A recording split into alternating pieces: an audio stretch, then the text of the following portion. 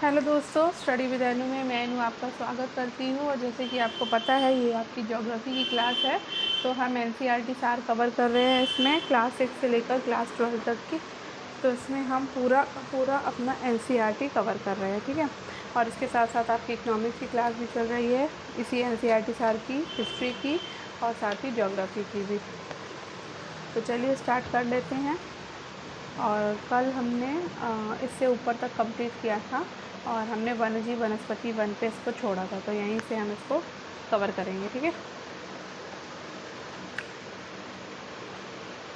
Start करते हैं। Start होने से पहले अगर आप मेरे चैनल यानी स्टडी विद एनु में नए हैं तो स्टडी विद एनु को सब्सक्राइब कर लीजिए और बेल आइकन को प्रेस कर लीजिए, दूसरों के साथ शेयर कर लीजिए ताकि जिसे भी ज़रूरत हो उस तक ये वीडियो पहुंच सके, ठीक है। चलिए स्टार्ट करते हैं। वन्य जीव, वनस्पति और वन। एक सेकेंड।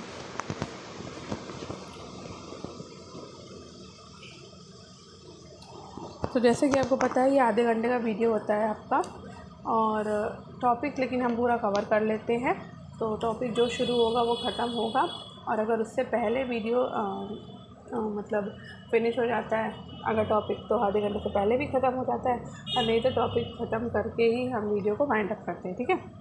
चलिए स्टार्ट करते हैं।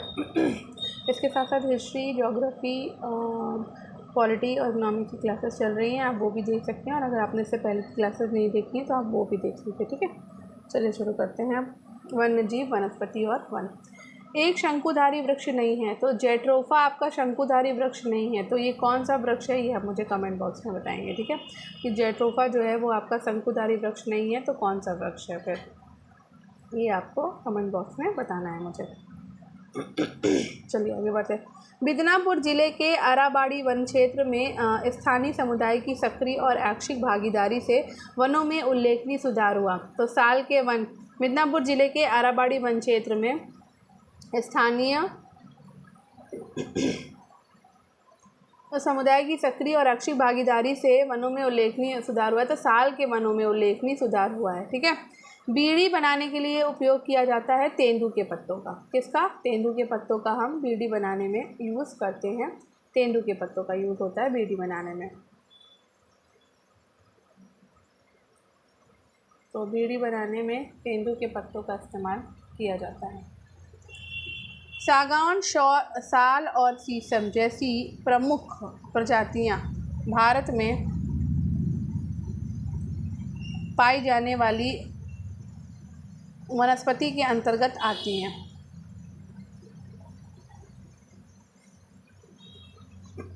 तो ये उष्णकटिबंधीय पर्णपाती वन। सागौन, साल और शीशम जैसी प्रमुख प्रजातियां भारत में पाई जाने वाली वनस्पति उष्णकटिबंधीय पर्णपाती वन के अंतर्गत आती हैं। नेक्स्ट है वो विधि जो वनों और वन्यजीव के संरक्षण में सबसे कम हानिकारक है। तो गैर काष्ठ वन उत्पादन का संग्रह वनों और वन्यजीव के संरक्षण में सबसे कम हानिकारक है। आगे बढ़ते हैं। हिमालय राष्ट्रीय उद्यान के अल्पाइन मीडोज में भेड़ों द्वारा नियंत्रित मौसमी चराई का प्रभाव हुआ था। इसमें पुरानी घास हट गई और नई घास उगना संभव हुई। ये इसका संभव हुआ था।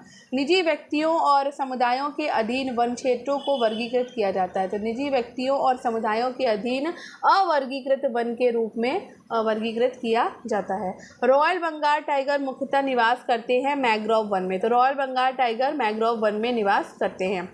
मैंग्रोव वन पनपते हैं तटीय क्षेत्रों में। अराबारी वन स्थित है मिदनापुर में। अराबारी वन कहाँ स्थित है? मिदनापुर में। भारत में सर्वाधिक फैले हुए वन के प्रकार। तो भारत में सर्वाधिक उष्णकटिबंधीय पर्णपाती वन फैले हुए हैं। उष्णकटिबंधीय सदाबहार वन भारत के केरल राज्य में। तो केरल में उष्णकटिबंधीय सदाबहार वन पाए जाते हैं। भारत में मैंग्रोव वन जो है वो पश्चिम बंगाल में मुख्यतः पाए जाते हैं। शुष्क पर्णपाती जंगल गिर है कहाँ पे? तो गिर आपका गुजरात में, और गिर एक शुष्क पर्णपाती जंगल है। पुनः वन रोपण का अर्थ होता है, तो पुनर्वन रोपण का अर्थ होता है नष्ट हुए वनों के स्थान पर नए पेड़ लगाना। जंगल के पेड़ों की जड़ें पानी में डूबी होती हैं। तो मैंग्रोव वन के जंगल के पौधों और पेड़ों की जड़ें जो हैं वो पानी में डूबी हुई रहती हैं।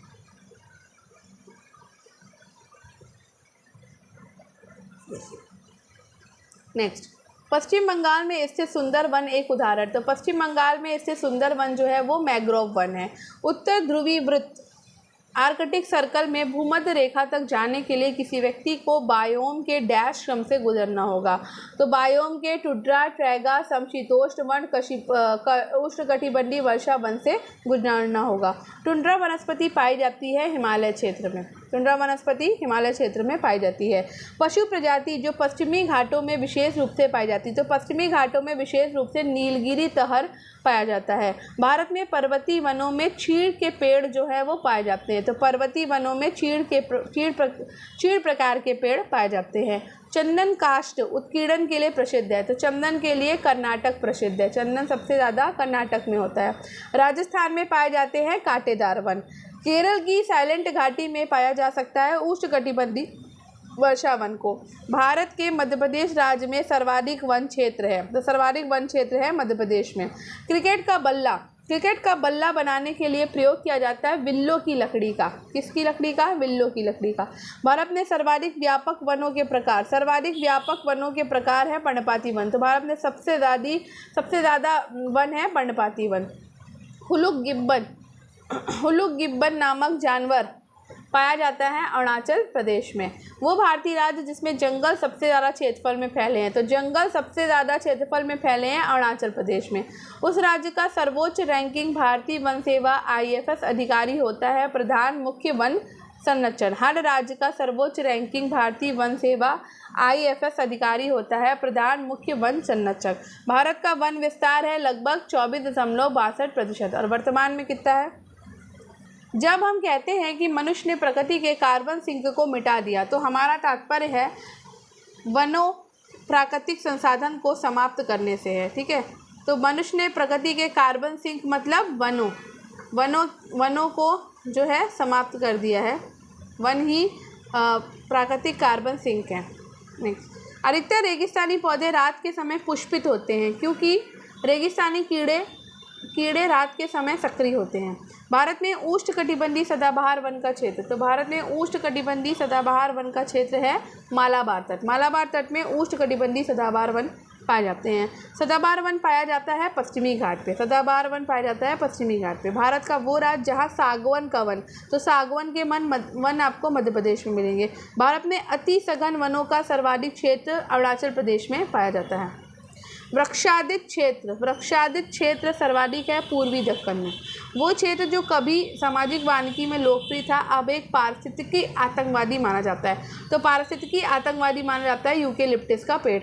राष्ट्रीय वन नीति में भारत का कुल भौगोलिक क्षेत्र के कितने प्रतिशत वन रखने का लक्ष्य है? तो 1/3 क्षेत्रफल पर वन रखने का लक्ष्य है राष्ट्रीय वन नीति में। भारत के कुल भौगोलिक क्षेत्र के 1/3 पर वन रखने का लक्ष्य है। राज्य समूह में जिसमें वन कुल भौगोलिक क्षेत्र के 75% से अधिक क्षेत्र पर आच्छादित है।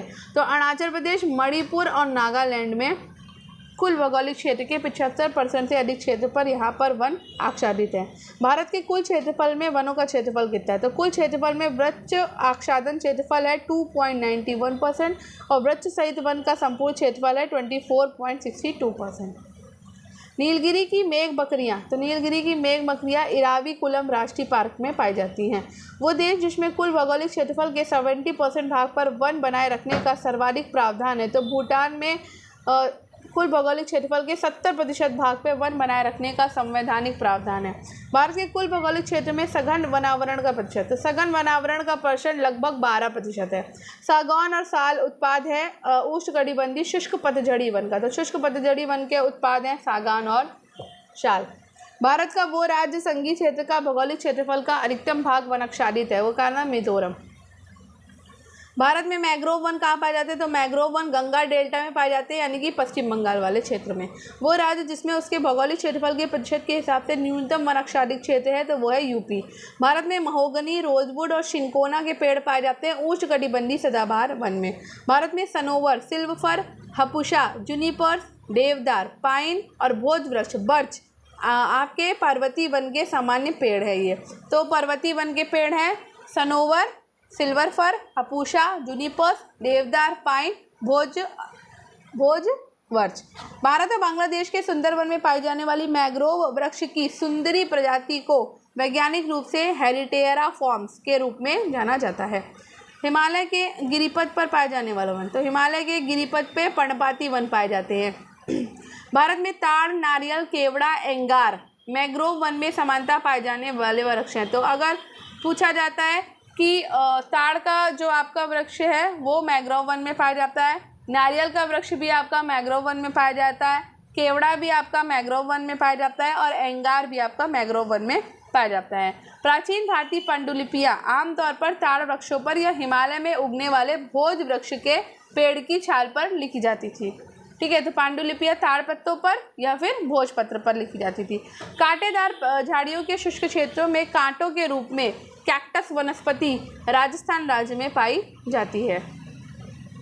आर्द्र पर्णपाती वनों की मुख्य प्रजाति है चंदन। आर्द्र पर्णपाती वनों की मुख्य प्रजाति है चंदन। चंदन की लकड़ी भारत में उष्णकटिबंधीय पर्णपाती वनों में पाई जाती है। कोरिंगा एक सुंदर मैंग्रोव वन है जहां गोदावरी बंगाल की खाड़ी के अप्रभावित जल में मिलती है। भारत के आंध्र प्रदेश, तेलंगाना राज्यों में नल्ला माला वन श्रृंखला स्थित है। नल्ला माला वन श्रृंखला आंध्र प्रदेश और तेलंगाना में है। भारत के जिन क्षेत्रों में 70 सेंटीमीटर से कम वर्षा होती है वहां झाड़ियों और छोटे झाड़ झखाड़ों वाले उष्णकटिबंधीय वन पाए जाते हैं। भारत के उष्णकटिबंधीय पर्णपाती वनों में पाए जाने वाले पेड़ों की सबसे प्रमुख प्रजाति है सागौन पेड़। ठीक है, भारत का पश्चिमी घाट उष्णकटिबंधीय सदाबहार वन से ढका हुआ है। तो उष्णकटिबंधीय सदाबहार वन से ढका हुआ है पश्चिमी घाट। उष्णकटिबंधीय पर्वतीय वन भारत में दक्षिण पश्चिमी घाटों में पाए जाते हैं और इस प्रकार के वनों को शोला वन के रूप में जाना जाता है। सुंदरी वृक्ष मुख्य रूप से पश्चिम बंगाल राज्य में पाए जाते हैं। पेड़ों की प्रसिद्ध प्रजाति सुंदरी मैंग्रोव वन में पाई जाती है। भारत के सर्वाधिक क्षेत्र को उष्णकटिबंधीय पर्णपाती वन आवृत करते हैं। उष्णकटिबंधीय पतझड़ी पौधा है जो दक्कन के पठार की विशेषता है चंदन। ठीक है, अब आ जाते हैं प्राकृतिक आपदाओं पर। तो भारत में हाल ही में बैरन द्वीप पर एक ज्वालामुखी विस्फोट हुआ था। प्राकृतिक खतरों से मनुष्य को नुकसान पहुंचने की सबसे अधिक संभावना होती है अकाल और बाढ़ के समय पर। भारत का वो क्षेत्र जो उच्च तीव्रता की भूकंपीय मेखला में नहीं आता। तो कर्नाटक के पठार जो है वो उच्च तीव्रता और भूकंपीय मेखला के अंतर्गत नहीं आते। भारतीय उपमहाद्वीप का उत्तर पश्चिमी प्रदेश भूकंप ग्रहणशील है जिसका कारण है प्लेट टेक्टोनिक क्रिया। क्या कारण है? प्लेट टेक्टोनिक क्रिया इसका कारण है।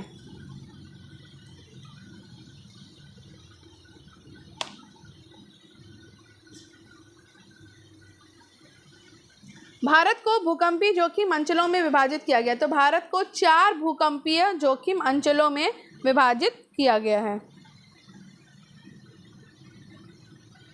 आगे बढ़ते हैं। किसी प्रजाति को विलुप्त माना जा सकता है जब वो अपने प्राकृतिक आवास में 50 वर्ष से नहीं देखी गई है। तो कोई प्रजाति विलुप्त तभी मानी जाएगी जब वो अपने आवास में 50 वर्ष से देखी नहीं गई है। भारत का सबसे अधिक बाढ़ग्रस्त राज्य कौन सा है? तो भारत में सबसे अधिक बाढ़ग्रस्त राज्य है आपका बिहार। सर्वाधिक प्राकृतिक आपदाएं आने वाला राज्य कौन सा है? तो सर्वाधिक प्राकृतिक आपदाएं उड़ीसा राज्य में आती हैं। ठीक है, अब बात करते हैं चट्टान, शैल और मृदा की। ठीक है, चट्टान, शैल व मृदा। शिली भवन, सबसे पहले हम चट्टान पढ़ रहे हैं इसमें। शिली भवन शब्द भौगोलिक घटक से संबंधित है। तो शिली भवन जो है वो चट्टानों से संबंधित है आपके। ठीक है, सभी प्रकार की मिट्टी के गठन के मूलभूत, थोड़ा छोटा कर लेते हैं इसको। सभी प्रकार की मिट्टी के गठन के मूलभूत सामग्री है चट्टान। ठीक है, वो खनिज जो भूपट्टी के 4% का निर्माण करता है सामान्यतः आग्नेय और कायांतरित शैलों में पाया जाता है और इसका उपयोग विद्युत उपकरणों में किया जाता है। तो माइका जो है वो भूपट्टी के 4% का निर्माण करता है और सामान्यतः आग्नेय और कायांतरित शैलों में पाया जाता है और इसका उपयोग विद्युत उपकरणों में किया जाता है। किसका? माइका का। ठीक है, नेक्स्ट। मोनोजाइट रेत से निकला थोरियम। मोनोजाइट रेत से निकला थोरियम डैश चट्टानों के विघटन से निर्मित है। तो थोरियम जो है वो प्री कैम्बियन चट्टानों के विघटन से निर्मित है। भारत में नवीनतम चट्टान प्रणाली, तो नवीनतम चट्टान प्रणाली है आपकी गोंडवाना लैंड की। ठीक है, पुरातत्व चुंबकीय साक्ष्य वो दर्शाता है कि भूतकाल में भारतीय भूखंड खिसका है कहाँ? उत्तर की ओर। ठीक है, ये हमने एनसीईआरटी में आपको पढ़ाया है। आप चाहो तो क्लास 6 और क्लास 7 की एनसीईआरटी समझ चल रही है और क्लास 6 की एसएसटी की एनसीईआरटी मैं ख़त्म कर चुकी हूँ, तो आप वो देख सकते हो। और 7 क्लास के आपके 2 चैप्टर मैंने कंप्लीट करा दिया, आप वो भी देख सकते हैं, ठीक है। तो इसमें मैंने आपको ये हिमालय के बारे में बताया है कि वो खसका है भूखंड, ठीक है, कैसे खसका है वो भी आपको बारे में इसमें बताया है। मृदा से संबंधित है एडेफिक, क्या संबंधित है? एडेफिक आपका मृदा से संबंधित है। बेसाल्ट लावा के उपक्षय के कारण निर्मित होने वाली मिट्टी है रेगुर मिट्टियाँ। शैल तंत्रों में से भारत के कोयला निक्षेपों का प्रमुख स्रोत है गोंडवाना तंत्र, ठीक है। आगे बढ़ते हैं। भारत में निम्न शैल तंत्रों में से लौह अयस्क के प्रमुख जमाव पाए जाते हैं धारवाड़ तंत्र में। प्रायद्वीपीय भारत हिमयुगों में से वे युग जिसमें हिमानीकृत हुआ प्लीस्टोसीन हिमयुग। विंध्य शैलों में जिसके बृहद भंडार पाए जाते हैं वो है चूना पत्थर। शैल का कायांत्रित तुल्यमान रूप है शिष्ट। भारत का सर्वाधिक खनिज युक्त शैल तंत्र है धारवाड़ तंत्र। भारत की धारवाड़ चट्टानों की विशेषता है अत्यंत रूपांतरित खनिज पदार्थों से युक्त, ठीक है। अब मिट्टी और राज्य देख लेते हैं। तो जलोढ़ मिट्टी आपको मिलेगी कहाँ पे? उत्तर प्रदेश में, ठीक है। काली मिट्टी महाराष्ट्र में मिलेगी, लाल मिट्टी आंध्र प्रदेश में मिलेगी और मरुस्थलीय मिट्टी आपको राजस्थान में मिलेगी, ठीक है। अब हम यहाँ पे मिट्टियों को देख लेते हैं। काली मिट्टी, काली मिट्टी वह मृदा जो कपास की खेती के लिए उपयुक्त होती है, तो कपास की खेती के लिए काली मिट्टी उपयुक्त है। काली मृदा या मिट्टी पाई जाती है गुजरात में। रिगिर या रेगुर प्रकार की मिट्टी सबसे अच्छी होती है और सूर्यमुखी की खेती के लिए ये अच्छी होती है। दक्कन के पठार के अधिकांश हिस्से में पाया जाती है आपकी काली मिट्टी, ठीक है। भारत में रेगुर मिट्टी का दूसरा नाम क्या है? काली मिट्टी है। चलिए आगे बढ़ते हैं। दक्षिण पठारों के अधिकांश हिस्से में पाई जाती है काली मिट्टी। कपास का उत्पादन सबसे अच्छा होता है काली मिट्टी में। काली मिट्टी मुख्यतः आपकी महाराष्ट्र में पाई जाती है। वो मिट्टी जो नमी धारण करने की क्षमता के लिए जानी जाती है, तो नमी धारण की क्षमता जो है वो काली मिट्टी में होती है सबसे ज़्यादा।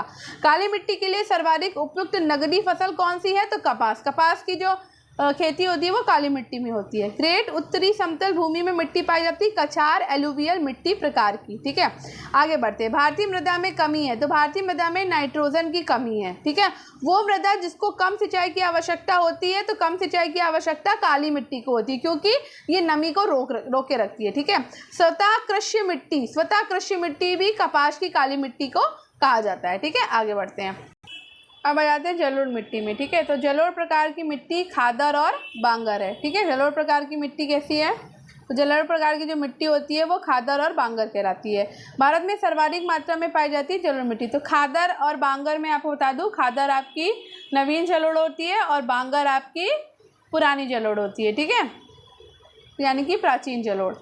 भारत में सर्वाधिक मात्रा में पाई जाती है जलोढ़ मिट्टी। प्राकृत मैदानों के नए ताजे निक्षेप लगभग प्रत्येक वर्ष नवीनीकृत होने के कारण उपजाऊ होते हैं और इस प्रकार गहन कृषि के लिए आदर्श होते हैं। तो वो क्या होती है आपकी? खादर। खादर मैंने बताया क्या होती है? नवीन होती है, ठीक है। तो ऐसे याद रखिएगा, नई खादर और पुरानी बांगर। तो पुरानी से मैं याद करा देती हूँ तो नया अपने आप याद हो जाएगा।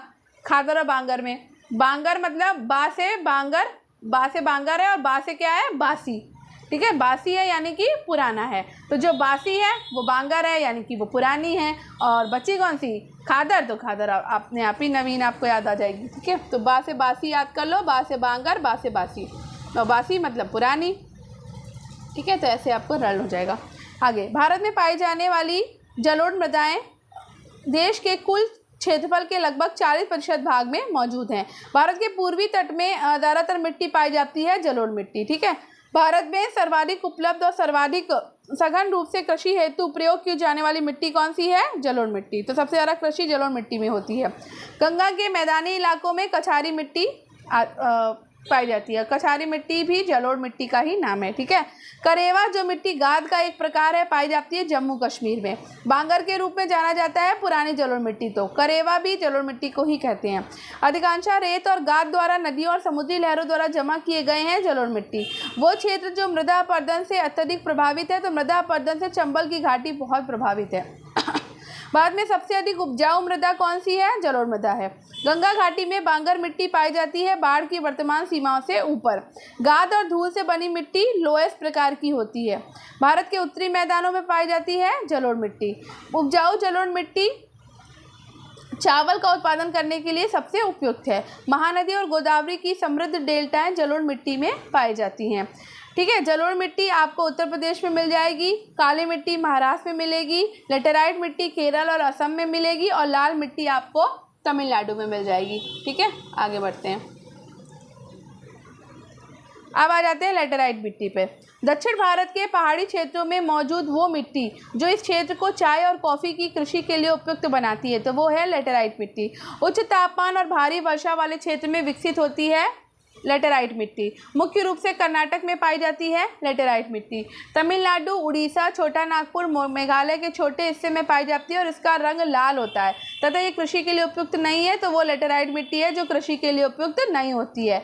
लेटेराइट मिट्टी मिलती है महाराष्ट्र में और आपकी कपास मिट्टी भी महाराष्ट्र में मिलती है आपको। लेटेराइट मिट्टी में सिलिकॉन ऑक्साइड की कमी होती है। किसकी कमी होती है लेटेराइट मिट्टी में? सिलिकॉन ऑक्साइड की। ठीक है, आगे बढ़ते हैं। लेटेराइट मिट्टी में आयरन ऑक्साइड जो है प्रचुर मात्रा में पाया जाता है। तमिलनाडु, आंध्र प्रदेश और केरल में पाई जाने वाली है लाल लेटेराइट मिट्टी, जो कि काजू जैसी फसल के लिए सबसे उपयुक्त है। तो क्वेश्चन आता है कि काजू की फसल के लिए कौन सी मिट्टी उपयुक्त होती है? तो काजू की फसल के लिए आपकी लेटेराइट मिट्टी उपयुक्त होती है। ठीक है, आगे बढ़ते हैं। एक गहरी मिट्टी है जो उष्णकटिबंधीय क्षेत्रों में पाई जाती है। तो लेटेराइट मिट्टी आपकी गहरी मिट्टी है जो उष्णकटिबंधीय क्षेत्रों में पाई जाती है और अक्सर मेफिक, आग्नेय और आधार शैल पर विकसित होती है। तो ये आपकी लेटेराइट मिट्टी है। चलिए आगे बढ़ते हैं।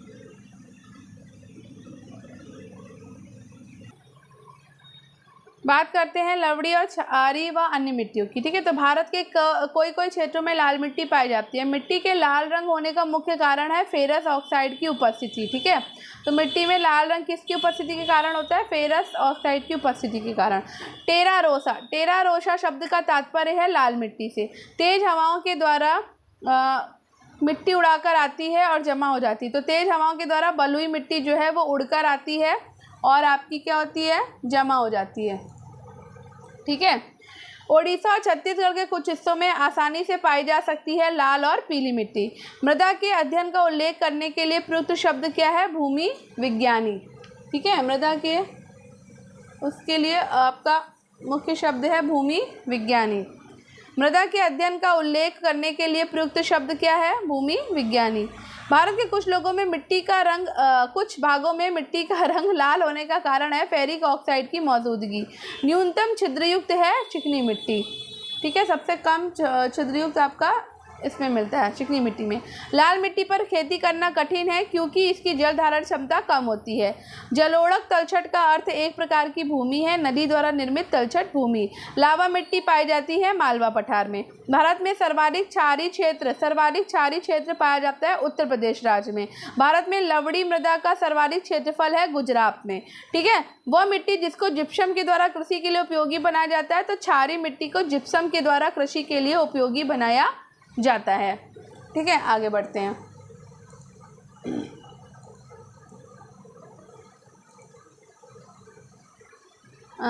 शुष्क मिट्टी विशेष रूप से विकसित पश्चिमी राजस्थान होती है, जिसमें विशेषता शुष्क स्थलाकृति प्रदर्शित होती है। ठीक है, कुछ तो होने लगा, कुछ तो होने लगा, एक रंगाए वक्त तुमलाए गौरी तनय धीमहि गणेशाय चंद्राय श्री गणेशाय धीमहि निधानाय गणेशाय गणनंदनाय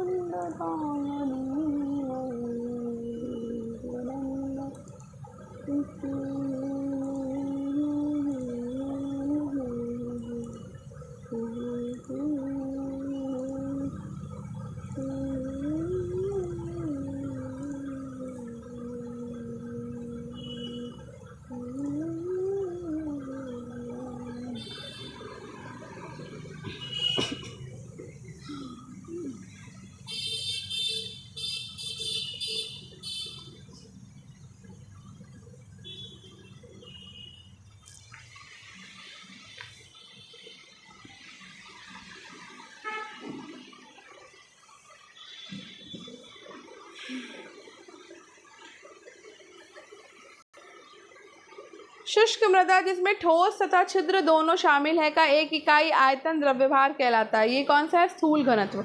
एक संसाधन के रूप में मिट्टी के कटाव और ह्रास को मिट्टी के संबंध में प्रमुख खतरा माना जाता है। बारिश के पानी में बह जाना मिट्टी के संरक्षण का सर्वोत्तम उपाय नहीं है। भारतीय मृदाओं में जिस सूक्ष्म तत्व की सर्वाधिक कमी है तो वो है जस्ता।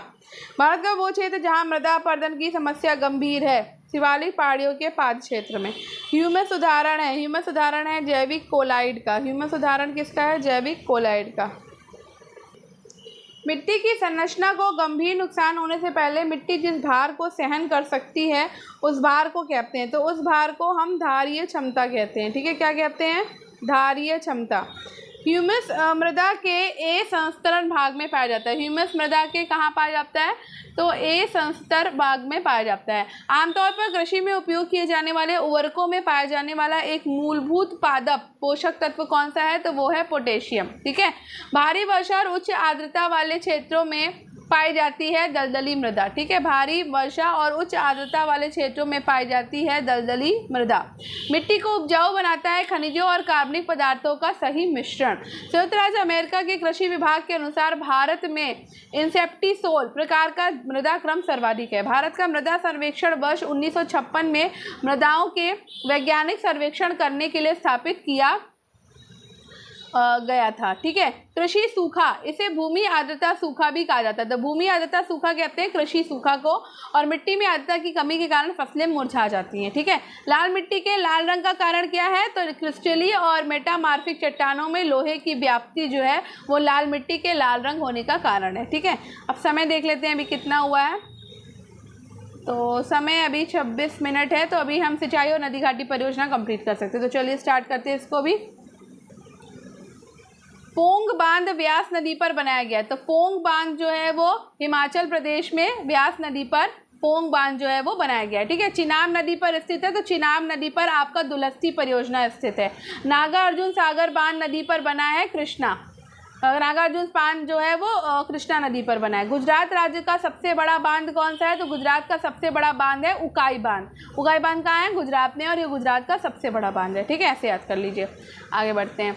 तमिलनाडु के जिले में कलनई के नाम से जाना जाने वाला ग्रैंड एनीकट बांध, कौन सा बांध? ग्रैंड एनीकट बांध, जो कि सबसे पुराने बांधों में से एक है, तिरुचिरापल्ली में स्थित है। ठीक है, सतलज नदी पर बना हुआ है भाखड़ा बांध। भारत में सबसे लंबा बांध है हीराकुंड बांध। ठीक है, कहाँ पर है? उड़ीसा में है। किस पे बना है? महानदी पे बना है। ठीक है, कृष्णा नदी पर बनाया गया है श्रीशैलम बांध। ठीक है, कृष्णा नदी पे श्रीशैलम बांध बना है। पैठन जल विद्युत परियोजना आपकी महाराष्ट्र में है। चमेरा बांध बनाया गया है। तो चमेरा बांध आपका रावी नदी पर बना है, चमेरा बांध। भारत का वो राज्य जिसमें सबसे ज़्यादा बांध है, तो सबसे ज़्यादा बांध आपके महाराष्ट्र राज्य में है। भारत का सबसे ऊंचा बांध, तो सबसे ऊंचा बांध है टिहरी बांध। ठीक है, गंडक सिंचाई परियोजना प्रदेशों का एक संयुक्त प्रयास है। तो गंडक सिंचाई परियोजना उत्तर प्रदेश और बिहार की एक संयुक्त प्रयास है। भारत की कुल सिंचाई का 45% और घरेलू पानी का 80% भूजल रिजर्व से आता है। ठीक है, लहरदार भूमि और रेतीली मिट्टी की सिंचाई के लिए उपयुक्त विधि है फव्वारा। ट्रिंकल सिंचाई के रूप में जाना जाता है ड्रिप सिंचाई को। कौन सी सिंचाई को? ड्रिप। प्रसिद्ध सरदार सरोवर बांध बनाया गया है नर्मदा नदी पर। इंदिरा गांधी नहर कमान क्षेत्र को पूर्व में जाना जाता है राजस्थान नहर नाम से। हरिके बांध से निकलती है इंदिरा गांधी नहर। दुनिया के सबसे बड़े बांधों में से एक हीराकुंड बांध बना है महानदी पर।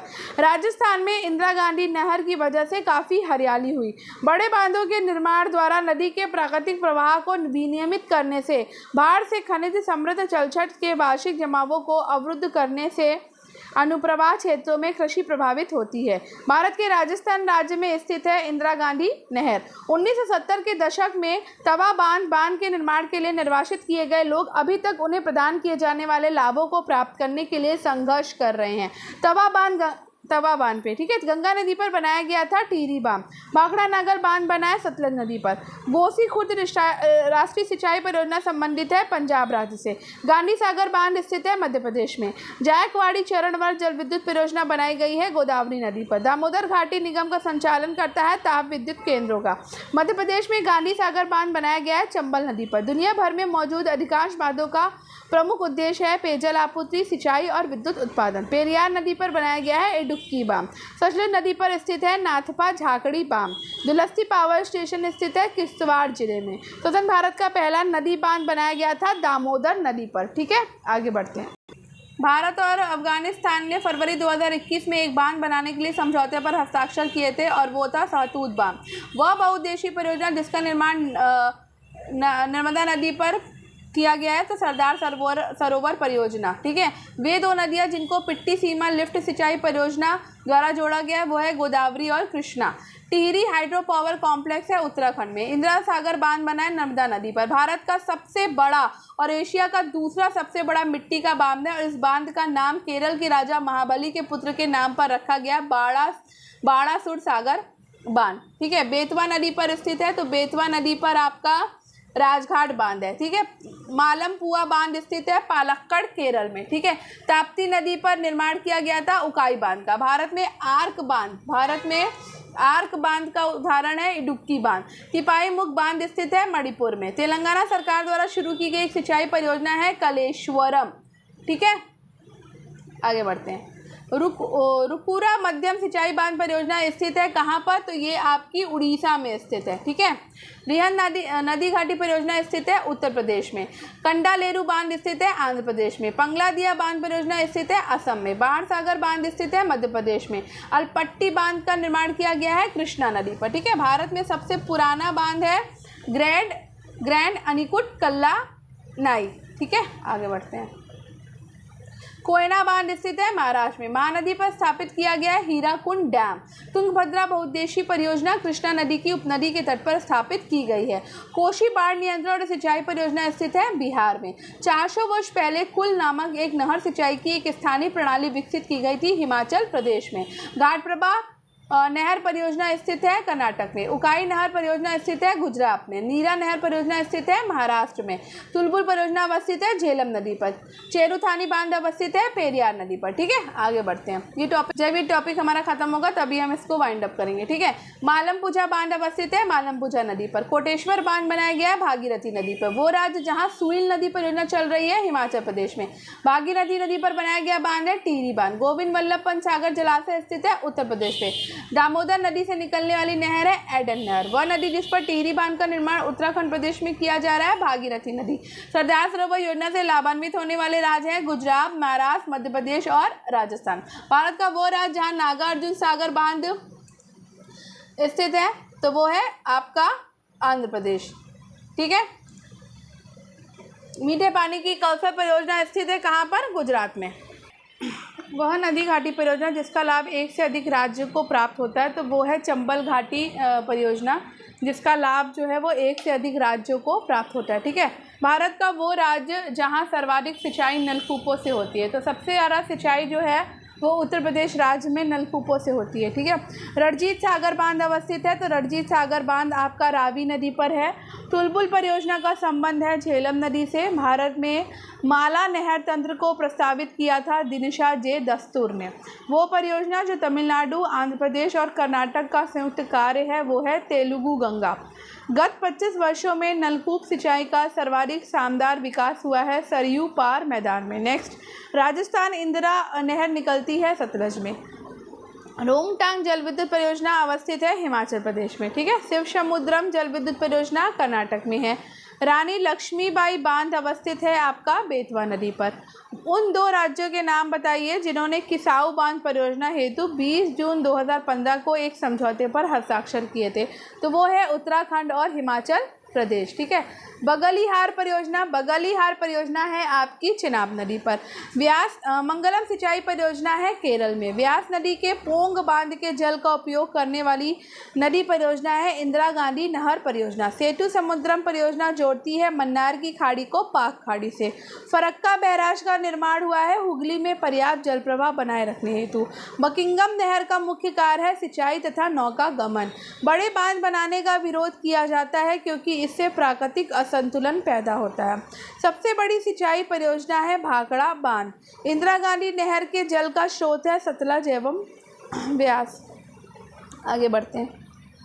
रुद्र सागर विकास योजना जिसकी स्वीकृति योजना आयोग ने जनवरी 2012 में दी थी वो है त्रिपुरा से। ठीक है, जवाहर सागर बांध जवाहर सागर बांध स्थित है राजस्थान में। गोविंद सागर भाखड़ा नागल परियोजना स्थित है हिमाचल प्रदेश में। जंबल परियोजना के संयुक्त उद्यम में राज्य शामिल है राजस्थान और मध्य प्रदेश। मध्य प्रदेश में स्थित बांध है तवा। पाकिस्तान डायमर भाषा बांध का निर्माण कर रहा है सिंधु नदी पर। विभिन्न प्रयोजनों के लिए पानी की आपूर्ति के लिए नदी की धारा की दिशा में एक जलाशय बनाने के लिए उसके ऊर्ध्व प्रवाह निर्मित अभेद सामग्री की एक जलीय संरचना होती है बांध। सरदार सरोवर परियोजना निर्मित की गई है नर्मदा नदी पर। उत्तराखंड का पहला गुरुत्व बांध है सोंग बांध। एक प्रकार का अस्थायी बांध है जिसे विशिष्ट क्षेत्र से पानी को बाहर करने के लिए बनाया जाता है, वो है काफर बांध। कदम बांध कदम नदी पर और गोदावरी नदी के संगम पर स्थित है। जवाई बांध जवाई नदी पर निर्मित एक जलाशय है, वो लूनी नदी की सहायक नदी है। सुवर्ण रेखा नदी पर बनाया गया है चांडिल बांध। कोटेश्वर जल विद्युत परियोजना स्थित है भागीरथी नदी पर। पोलावरम सिंचाई परियोजना का निर्माण किया गया है गोदावरी नदी पर। धरोई बांध बनाया गया है साबरमती नदी पर। महाराष्ट्र में स्थित है कोयना बांध। सोमाशिला बांध स्थित है आंध्र प्रदेश राज्य में। बगलिहार बांध बनाया गया है चिनाब नदी पर। स्टेनली जलाशय स्थित है तमिलनाडु राज्य में। मेटूर बांध तमिलनाडु में कावेरी नदी पर स्थित है। झारखंड में बराकर नदी पर बनाया गया है तलैया बांध। महात्मा गांधी जल विद्युत परियोजना जोग जलप्रपात पर स्थित है। भवानी सागर बांध या लोअर भवानी बांध स्थित है तमिलनाडु राज्य में। भारत बांग्लादेश सीमा के सबसे नजदीक है फरक्का बांध। कृष्णा नदी पर अलमट्टी बांध कर्नाटक और आंध्र प्रदेश राज्यों के बीच विवाद का विषय था। बगलिहार बांध स्थित है जम्मू कश्मीर में। निजाम सागर बांध स्थित है तेलंगाना राज्य में। पैठर जल विद्युत परियोजना हाइड्रो इलेक्ट्रिक प्रोजेक्ट गोदावरी नदी पर है। सलाल परियोजना का निर्माण चिनाब नदी पर किया गया। पौधों की सिंचाई के लिए टपक ड्रिप सिंचाई तकनीक के अंतर्गत संकरी नलिकाओं का उपयोग किया जाता है, जिससे पानी सीधे पौधों की जड़ों तक पहुंचता है। भारत में सबसे बड़ी सिंचाई नहर है इंदिरा गांधी नहर। पंजाब हरियाणा राजस्थान और तमिलनाडु राज्यों में भूमिगत जल का उपयोग बहुत अधिक है। सर्वाधिक संख्या में ट्यूबवेल्स पाई जाती हैं भारत में। कुओं और नलकूपों के बाद भारत में सिंचाई का सबसे बड़ा साधन है नहरें। आगे बढ़ते हैं। बांस की टपक सिंचाई व्यवस्था बहुत लंबे समय में प्रयोग की जाती है मेघालय में। स्टेनली जलाशय तमिलनाडु में है। गोविंद सागर है हिमाचल प्रदेश में। शांति सागर है कर्नाटक में और नागार्जुन सागर है आंध्र प्रदेश में। ठीक है। मेट्टूर बांध है आपका तमिलनाडु में। हीराकुंड बांध है उड़ीसा में और रिहंद बांध है उत्तर प्रदेश में। कृष्णराज बांध है कर्नाटक में। उकाई परियोजना आपकी तापी नदी पर है। जायकवाड़ी परियोजना गोदावरी नदी पर है और खड़गवासला परियोजना मुथा नदी पर है और मयूराक्षी परियोजना आपका मयूराक्षी नदी पर है। अब हम करेंगे खनिज संसाधन। तो आज के लिए इतना ही काफ़ी है क्योंकि वीडियो 30 मिनट से ऊपर का हो चुका है। तो हम इस वीडियो को वाइंड अप करेंगे और कल हम करने वाले हैं खनिज संसाधन को। ठीक है। तो आज हमने प्राकृतिक आपदाओं से लेकर के ये प्राकृतिक वनस्पति वन्य जीव से लेकर के प्राकृतिक आपदाएं कंप्लीट करी, साथ में मिट्टियाँ कंप्लीट करी और हमने परियोजनाएं भी कंप्लीट कर ली। ठीक है। तो फटाफट से हम कंप्लीट करते जाएंगे और इसी के साथ मैं आपको पहले ही बता चुकी हिस्ट्री की क्लास भी आपकी चल रही है। तो हिस्ट्री और ज्योग्राफी आपका एक दिन आता है और एक दिन आपका आता है इकोनॉमिक्स और पॉलिटी का वीडियो। ठीक है। तो अल्टरनेट डेज पे आता है। तो ऐसे ही आप उसको देखते रहिए। इसके साथ साथ आपकी एनसीईआरटी की क्लास चलती है। तो मैं थोड़ा सा टाइमिंग बता देती हूँ आपको। इतना टाइम हो ही गया है तो हम थोड़ा सा टाइमिंग भी डिस्कस कर लेते हैं। तो यहाँ पे आपको समय बता देती हूँ। एक वीडियो आता है आपका सुबह 8 बजे। कितने बजे? सुबह 8 बजे। ठीक है। तो एक दिन आपका पॉलिटी आता है उस पर। ठीक है। पॉलिटिकल साइंस और एक दिन आती है आपकी हिस्ट्री। ठीक है। उसके बाद 1 बजे आपका वीडियो आता है, उसमें मैं 7th क्लास की एसएसटी करा रही हूँ एनसीईआरटी। ठीक है।